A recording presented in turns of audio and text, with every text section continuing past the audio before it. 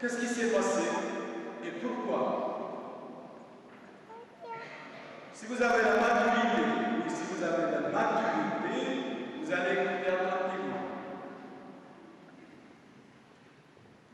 Depuis la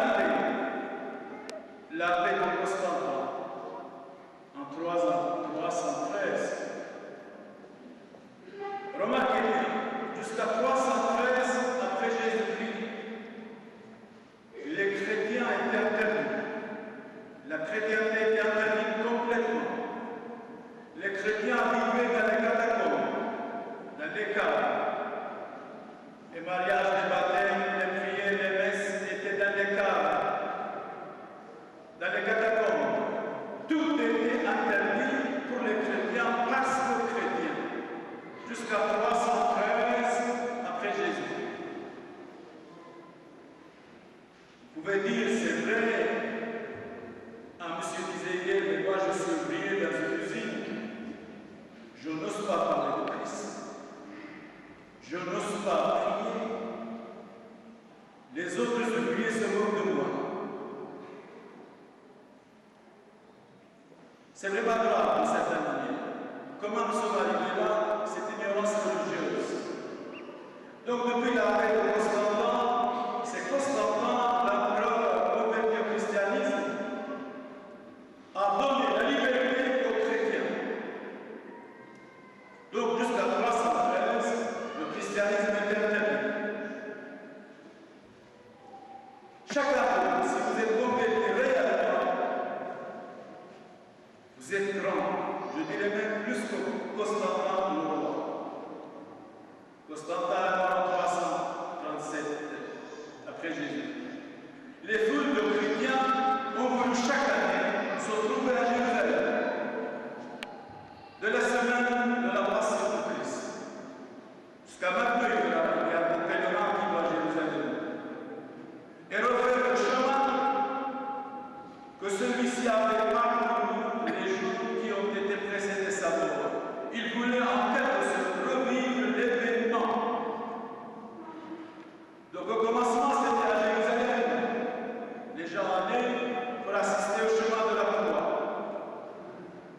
Et après,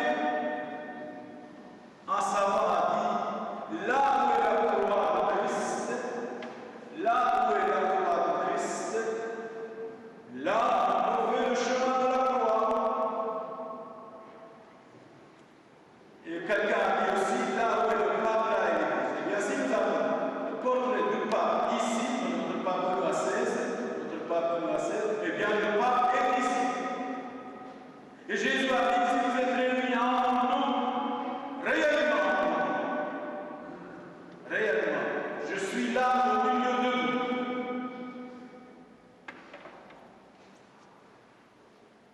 La dévotion se porte répandue au XIVe et XVe siècle, tout particulièrement par des frères missionnaires. La grande majorité étaient des franciscains qui nous ont vendu cette église presque pour rien.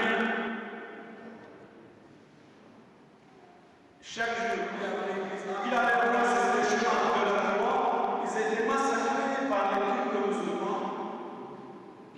Et finalement, même un jour, 8000 pèlerins ont été massacrés.